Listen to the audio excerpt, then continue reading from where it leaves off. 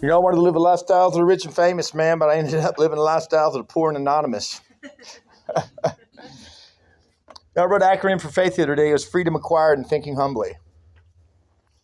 And my faith in God developed as a child, but I ended up at happy hour with members of my church every day. And right after church, we went to the sports bar and watched the football game and got drunk again.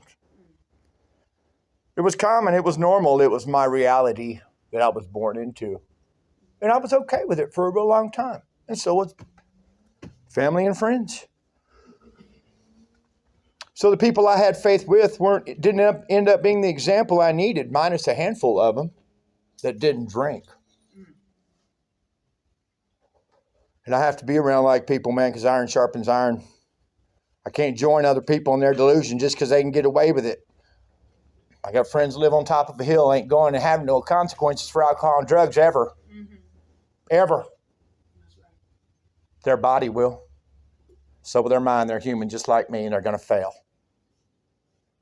Would I want to live that life on top of that hill? Nope.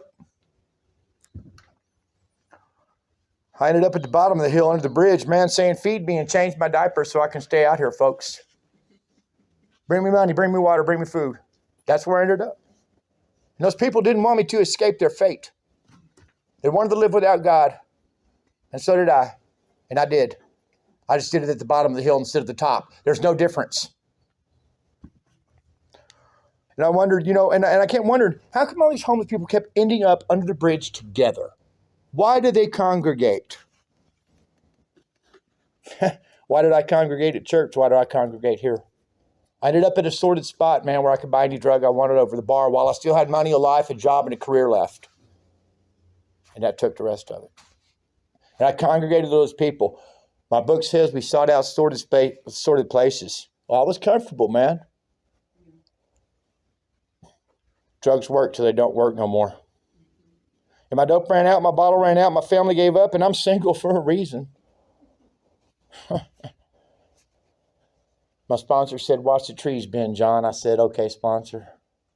He said, do you see it bend? I said, yes, sponsor. He said, do you see the wind? I said, no.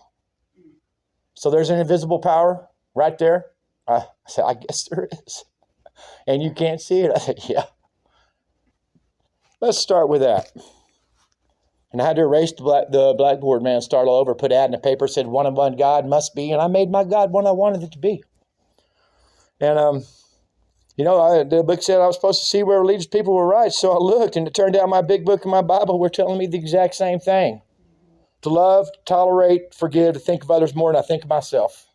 Page 20 said our very lives as ex-problem drinkers depend upon our constant thought of others. And says, I better. Screw you. What about my life, man? Who are these others you speak of, Bill Wilson, that saved your life? Who are these folks? Well, he served God by helping others, and that's our primary purpose here to me. Our Dr. Peter said the message we can hold against these alcoholics must have depth and weight. Me peeping through my blinds and getting thrown in jail ain't going to save nobody. It ain't going to help nobody. It's not going to make them stay. Pain is God's megaphone, and it leads me here over and over and over. And it's when I listen the most, train wrecks and 2x4s.